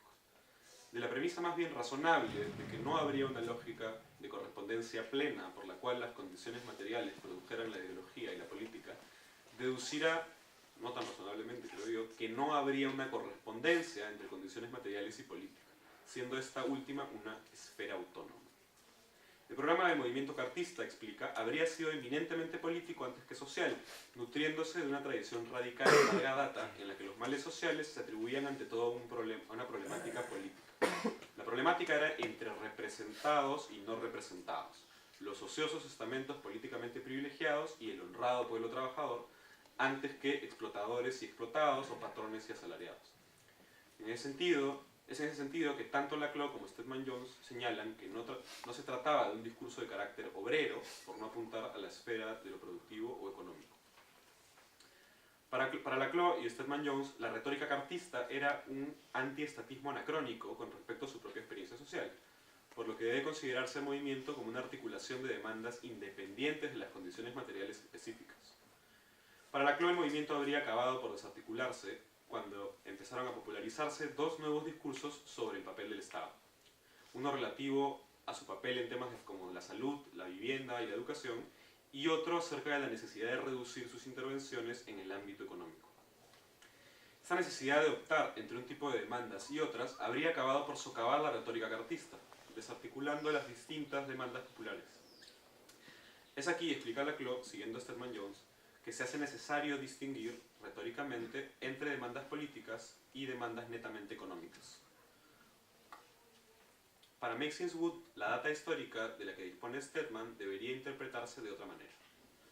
Para resumir, la idea es que en la década de 1830, en Inglaterra, pese a que las relaciones productivas ya eran predominantemente capitalistas y primaba el trabajo asalariado, las funciones relativas a la apropiación del plusvalor eran desempeñadas predominantemente por instituciones políticas. No sería, sino hasta la década de los 40, con la aceleración de los procesos de industrialización, que la apropiación pasaría a formar parte de la esfera productiva. Es por esta razón, explica Maxine Wood, que el discurso cartista se habría mantenido dentro de un lenguaje antiestatista. Las propias limitaciones históricas de la condición humana habrían impedido al movimiento leer adecuadamente los procesos de transformación que llevaron a la separación de las esferas política y económica, ¿no?, que se convertiría en la característica de las sociedades capitalistas. Una separación más bien ideológica. Es por esta misma razón que el movimiento cartista habría sido el último movimiento obrero en expresar su posicionamiento político en un lenguaje antiestatista más político que económico. Para terminar, considero que no podemos negar la operatividad de la teoría de la hegemonía de Laclau como táctica de articulación y movilización política. Creo que han habido resultados, ¿no? El caso de Podemos me parece ejemplar, ¿no? Pero pienso que es inadecuada como un marco de análisis de la realidad social, ¿no? Y me parece que esa distinción es importante, ¿no? Especialmente por una desconsideración de las condiciones materiales capitalistas que en la práctica política puede llevar a serios problemas, ¿no? O sea, cuando se busca lidiar con una serie de cuestiones propias de los procesos económicos en términos, pues, por ejemplo, de paliar los problemas con mayor democracia, etc. El socialismo entendido como la abolición de las relaciones de explotación, esto es, de las relaciones de clase, desde un punto de vista marxista, no sería un tema de fe o de buenas intenciones, sino que en tanto posicionamiento político se desprendería de una cierta comprensión de la historia, de la realidad social y de sus condiciones materiales. Esta comprensión permitiría un mapeo y un diagnóstico sobre esas condiciones que puede orientar la práctica política. Por ejemplo, sobre la importancia de la clase trabajadora y de la lucha de clases para la política socialista. En el contexto de las sociedades capitalistas es cierto que la única clase social que no obtiene un beneficio de la explotación económica de otras clases, ¿no?, y de la dominación vinculada a esa explotación sería la clase trabajadora. Puede decirse entonces que habría un interés particular de esa clase en la abolición de las relaciones de explotación. Asimismo, incluso si se problematiza el tema de los intereses de clase, ¿no?, si el concepto de interés es problemático, por su posición fundamental en las relaciones de producción capitalista, la clase trabajadora ocuparía una posición estratégica crucial en lo que respecta a la capacidad de hacer efectiva una política revolucionaria. El problema crucial acabaría siendo el de la movilización política de los trabajadores y, por supuesto, su articulación con otras luchas afines, labor para la cual la operación hegemónica populista de la CLOP puede ofrecer insumos valiosos. Esa, sin embargo, habría sido desde siempre la cuestión fundamental del marxismo. Gracias.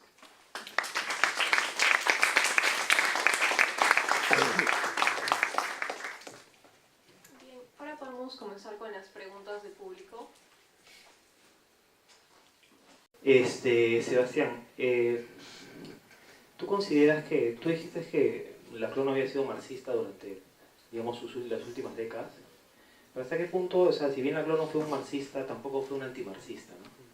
Porque creo que en todos sus textos siempre había una revisión de la tradición marxista para pensar las posibilidades que esto abre para reflexionar en torno a la subjetividad política, ¿no? O sea, tenemos desde sus escritos de los 60, digamos, para pensar esta crítica que le hace Gunther Frank para pensar los modos de producción de América Latina, ¿no? Es decir, cita El Capital de Marx, en Hegemonía y Estrategia está pensando en Gramsci y Althusser como posibilidades de pensar la subjetividad, en Nuevas Reflexiones está pensando en Trotsky, y bueno, en Retórica está pensando en Sorel, y al final en La Razón Populista está pensando en la categoría lumpenproletariado para pensar la heterogeneidad, ¿no?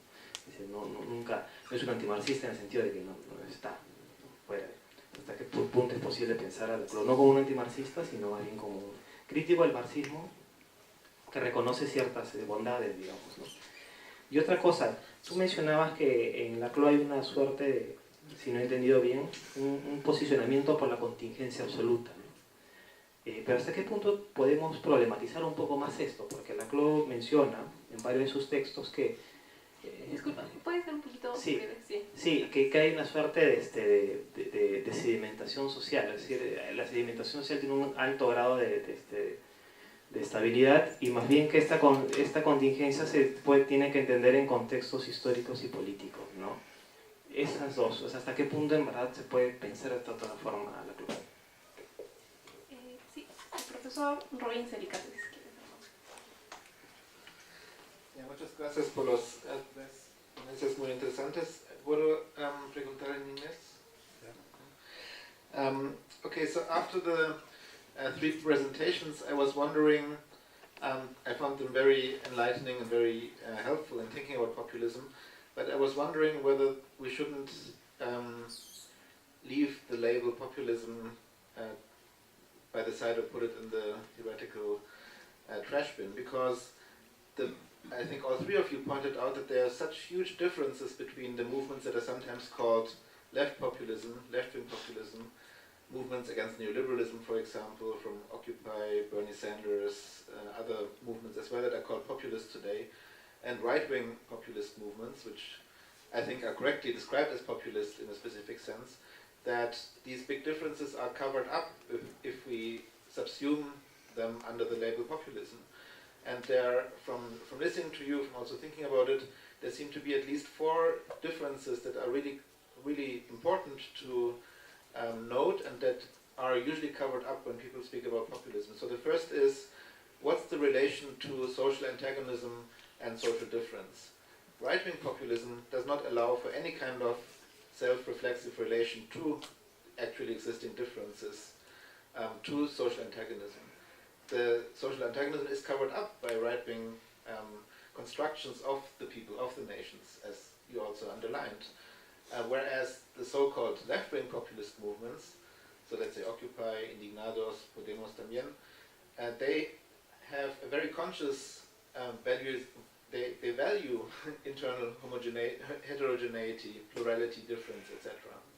And that shows also in how they organize themselves. They have internal forms of democracy, self-critique, pluralization, challenge, checks and balances, if you wish, that completely are absent from any right-wing populist movement that I know.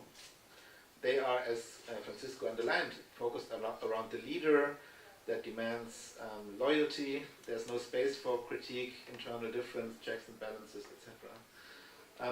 The second point where they really differ is how they construct the people. And also Enrique spoke about this. So in the one case, it's an inclusive people that is constructed horizontally. In the other case, it's a notion of the people that's often ethnicized or racialized, and that is built on exclusion of people that are actually part of the empirically existing people. That's especially true for the right-wing populist movements in Europe. And again, this seems to be a really huge difference. Third point: what is the emotional or affective basis of populism? Also something Francisco talked about. So it's true that there's rage, there's ressentiment, there's people who are frustrated, etc. But I think if one looks more concretely, the emotions behind the so-called left-wing populist movements are quite different from the ones of the right-wing populist movement. In the right-wing case, it's often ressentiment. But if we take Spinoza and also other philosophers, Nietzsche, up until Eric Fassin, seriously, ressentiment cannot be a basis for a progressive or emancipatory politics. Ressentiment is a kind of effective basis that will always lead to something quite bad, as it were. Whereas I think if you look at the emotional basis of many left-wing movements, it's something else. It's indignation about injustice, which is quite different from ressentiment, I think. And the last difference that I saw is between the diagnosis that is at the basis of these different movements. Francisco, you quoted Ivan Krastev, and I think his diagnosis is very problematic because he reproduces a lot of the problematic, I think, right-wing kind of discourses in Europe where it's the migrants that somehow threaten cultural unity and therefore maybe openness is not so good, etc. I think that's something that really also has to be challenged, I think. I mean, the counter-reaction that we see is often rooted in very long-standing racist attitudes, etc., that also were at the basis of the success of former right-wing parties in Germany, for example. And they have not been triggered or exaggerated by the new waves of migration or the new crisis of migration. Rather, this crisis was the opportunity for populist engineers, if you wish, or entrepreneurs to sort of, stake the flames of right-wing populism. So I think, and if you look at also at how these movements react, I mean, Trump is a right-wing populist leader, but it's totally clear that he will never do anything against neoliberalism.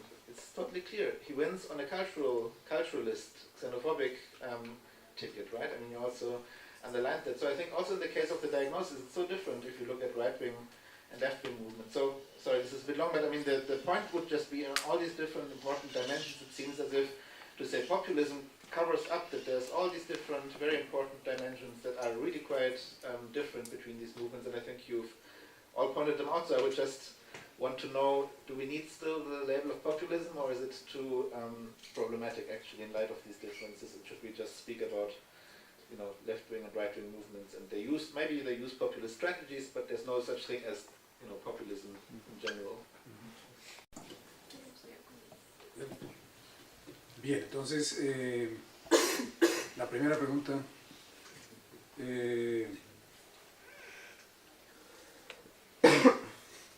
o sea, como movimiento político, el populismo de izquierda en este momento sería conveniente que fuera un movimiento centrado en los problemas de cada uno de los estados,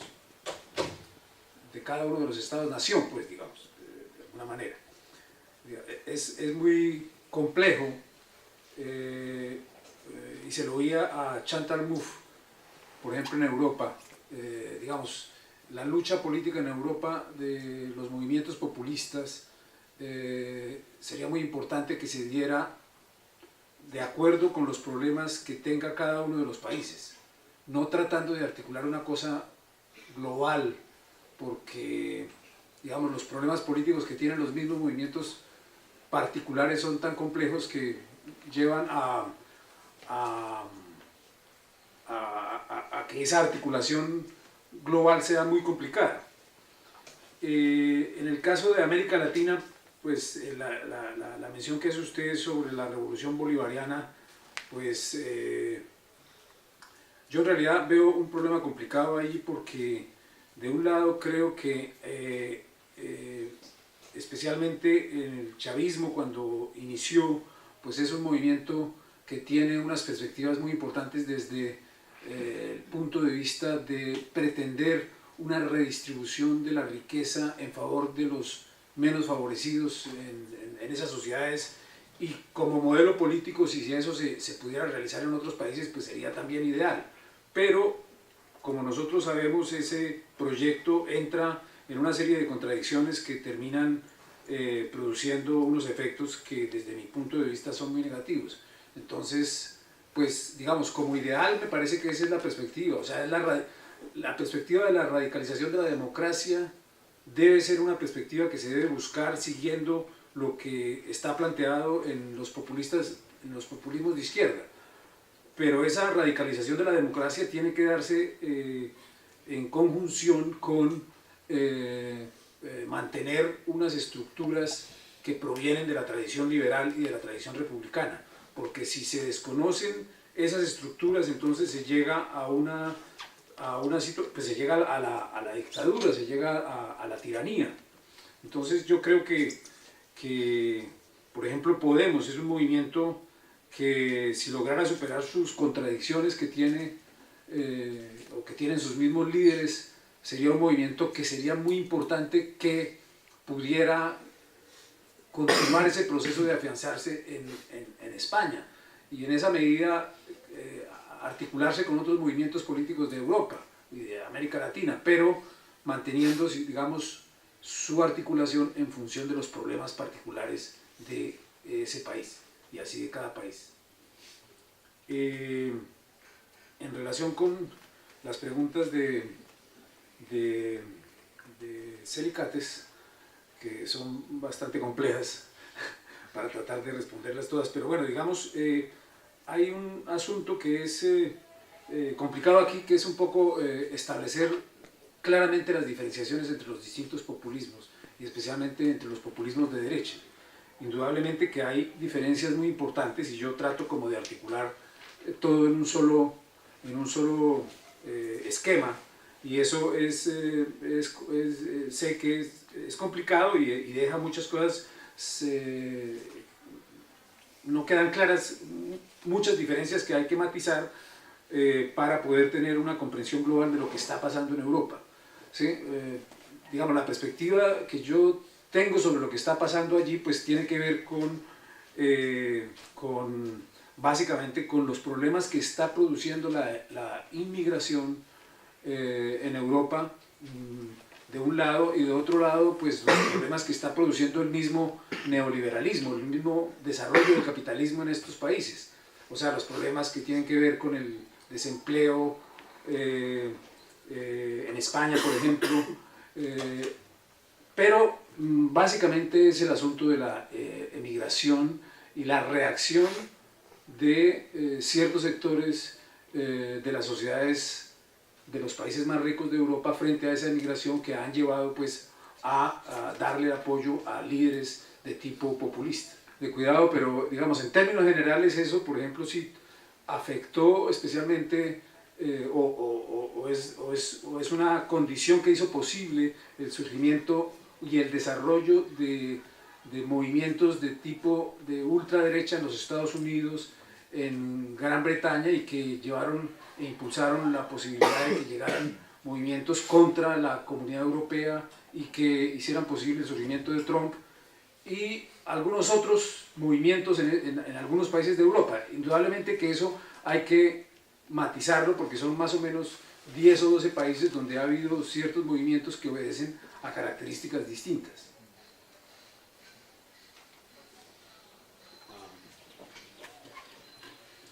Sí, en relación a la pregunta, ¿no? Sí, yo Claro, o sea, Laclau no es un antimarxista, ¿no? O sea, está claro, ¿no? Es un post-marxista, ¿no? Pero lo que yo digo nada más es que no es un marxista, ¿no? O sea, no lo es porque pues creo que para hacerlo habría de reconocer, pues darle un cierto lugar a condiciones materiales que su teoría no puede analizar, y darle un cierto lugar, una cierta preponderancia a la idea de clase, ¿no? Una serie de particulares en las que creo que si las disuelves, pues ya no estás hablando de marxismo, pues, me parece al menos. Sobre el tema de la contingencia, o sea, yo sé que uno puede, dentro del esquema de Laclau, ¿no? Decir que no es que cualquier combinación eventual de las estructuras significantes o significativas sea posible, ¿no? Etcétera. Pero me parece que, claro, no hay nada en la propia teoría del Laclau, ¿no? que te permita, que te ofrezca elementos para pensar los propios contextos particulares, específicos, ¿no? Entonces, más allá de lo que dije hace un rato, ¿no? de este rol táctico, ¿no? De articulación, movilización popular, creo que lo que yo siento es que no es una teoría que te permita, más allá de la configuración hegemónica, que te permita que te dé una cierta orientación política, ¿no? en una realidad social que está plagada de estructuras materiales, ¿no? Entonces, en todo caso, siento que no es necesariamente contradictoria, ¿no? Al menos, o sea, habría que hacer una serie de revisiones, me parece a mí, epistemológicas, etc. Creo que, por ejemplo, la línea discursiva saussuriana creo que hace agua frente a una línea más pragmatista, por ejemplo, ¿no? Creo que puede vincularse más fácilmente a una concepción materialista de la historia, ¿no? Pero en general creo que la idea de una constitución neogramsciana de hegemonía, bacán, ¿no? O sea, sirve, y que creo que una estrategia socialista debe ser populista, ¿no? Por lo menos en Latinoamérica, ¿no? Pero no, creo que en general, ¿no? Y un poco como para hacer peso también a una historia, pues, de vanguardismo en el marxismo, ¿no? Etcétera, ¿no? Eso, sí, básicamente eso.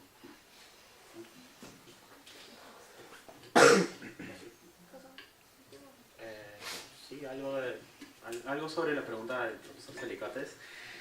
A ver, pensando en voz alta, porque eran preguntas interesantes pero complejas. Yo creo que no me parece que el término populismo haya perdido completamente, o se haya vaciado completamente de sentido. Creo que por lo menos queda un núcleo interesante, que yo lo llamaría el rasgo distintivo de la definición de populismo, que creo que es que se trata de una definición por oposición. Y en ese sentido creo que populismo e ideología reaccionaria tienen una relación bien cercana, que los distancia, por ejemplo, del liberalismo y el socialismo, que tienen un carácter más positivo de configuración ideológica. Por ejemplo, la ideología reaccionaria creo que aparece por oposición a una acción o ideología dada, y es una reacción frente a ella, es reactiva, claramente.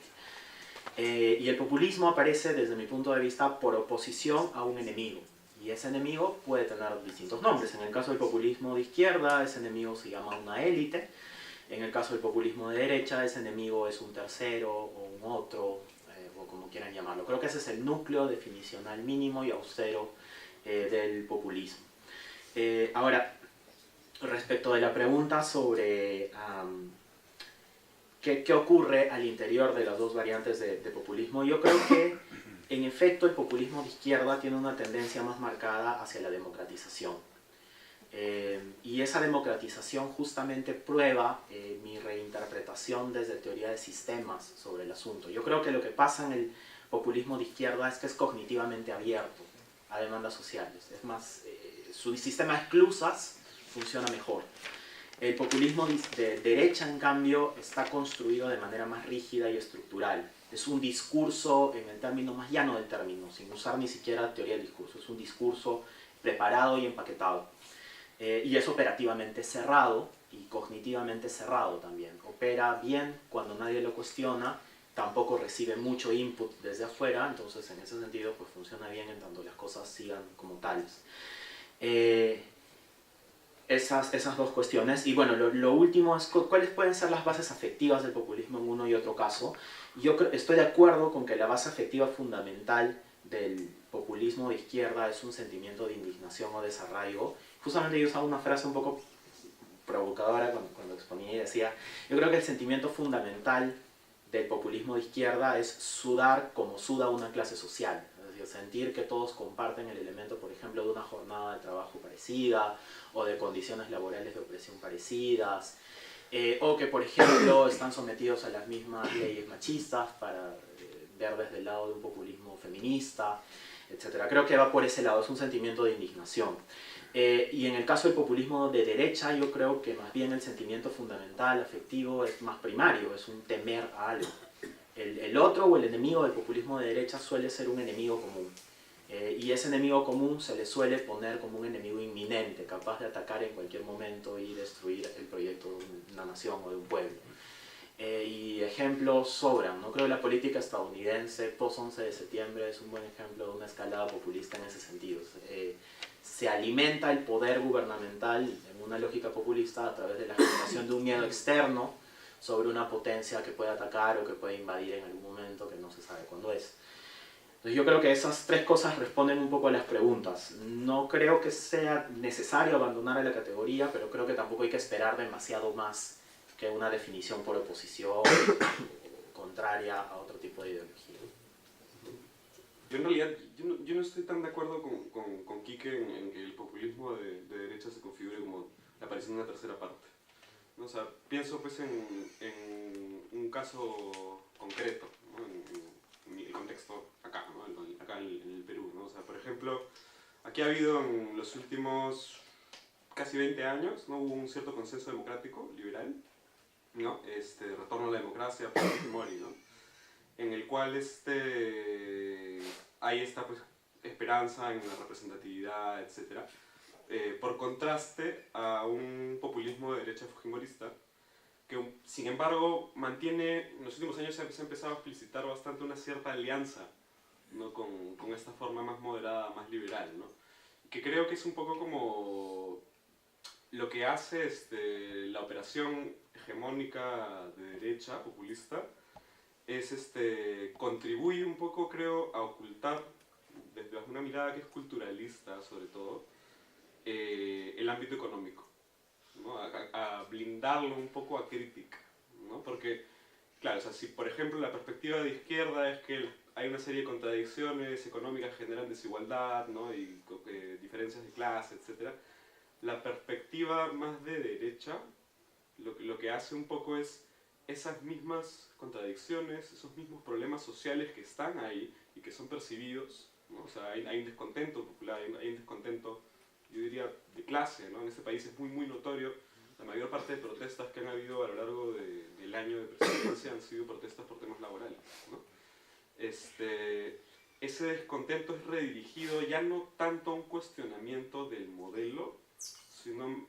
económico, sino más bien a esta idea pues, de élites que tienen una serie de privilegios culturales, ¿no? O sea, y se enfocan en esa problemática y no miran tanto pues, la situación, ¿no? del pueblo de abajo, ¿no? Entonces hay unas ciertas ideas de emprendedurismo, ¿no? etcétera, que son populistas, pero ocultan, ¿no?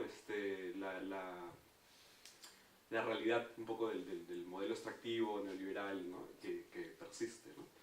Entonces es un poco es interesante porque cuando aparece algún tipo de discurso más de izquierda, y yo pienso que en un país como el Perú, un discurso de izquierda tiene que ser populista, ¿no? Tiene que apelar a a las clases populares.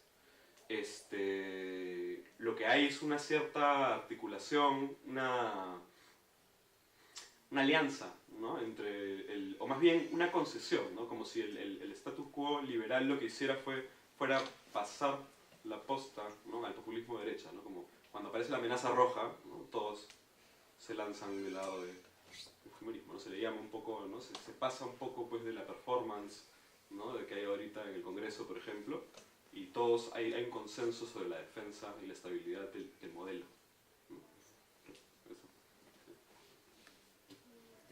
Tiempo para una última pregunta.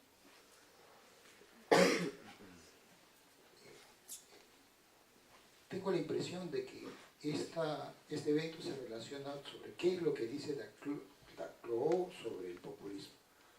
Cuando yo he leído sobre el populismo, he leído los ejemplos de Perón, Juan Domingo Perón, líder populista, y el ejemplo del líder de la década del 30 en Brasil, ¿no?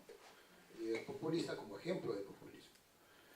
Entonces, y acá me da la impresión que se toma un modelo de Europa, de la CLUB, y se trata de encajar diferentes fenómenos en un solo contexto que, bueno, pues no se aplica pues para Sudamérica. ¿Ah? La clase argentina. Ah, bueno, la CLUB es argentino ya. Bueno. Entonces, que sea argentino no quiere decir que agarre todo su significado sea europeo.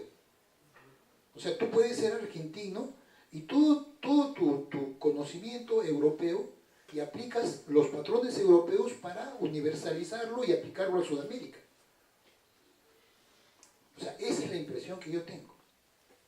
O sea, y por líder populismo de derecha, populismo de izquierda, Perón y el líder brasileño de la década del 30 eran populistas de derecha, populismo de izquierda. ¿Se aplica eso?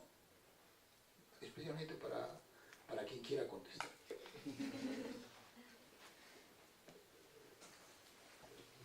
No, yo creo que, pues sí, Laclau es un filósofo argentino, pero lógicamente que su obra la desarrolla en una discusión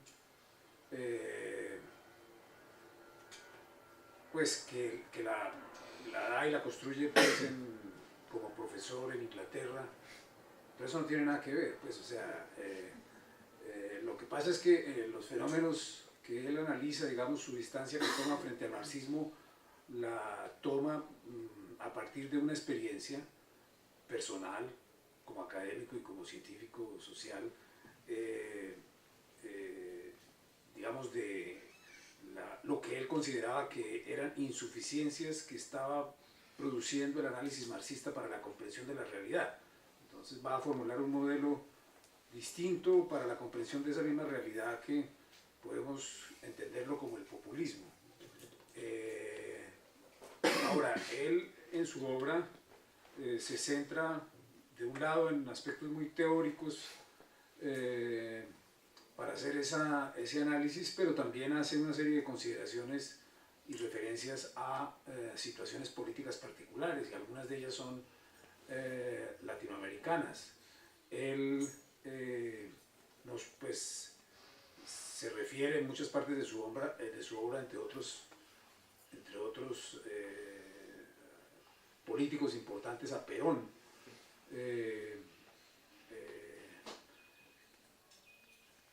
Pero también es importante tener en cuenta que de lo que se trata allí pues es de la formulación de un planteamiento en el cual él también va a tener un papel muy importante como asesor y como consejero de lo que se dio en Venezuela, de lo que se dio en la Argentina, porque él y la señora Chantal Mouffe jugaron no solamente como grandes teóricos, sino también como asesores de Chávez y de los Kirchner, ¿no? Pues en su papel de creadores digamos, de una perspectiva teórica que es la que nosotros conocemos y que hoy en día se discute tanto, que es el populismo. Ahora, su teoría es considerada por muchos, yo por ejemplo creo que una de las formulaciones más interesantes que hay del fenómeno populismo es la que hace Laclau a lo largo de toda su obra. Pues, indudablemente que hay muchos más, pues muchos autores que han aportado, pero una de las obras más sistemáticas es la de él. Pues. Sí, entonces agradecemos a los ponentes de esta mesa, también agradecemos a todos los asistentes que nos han acompañado, muchos de ellos durante los 3 días. También agradecemos al profesor Gianfranco Casuso, que nuevamente no está, pero al grupo de investigación en teoría crítica por la organización de estas jornadas. Muchas gracias.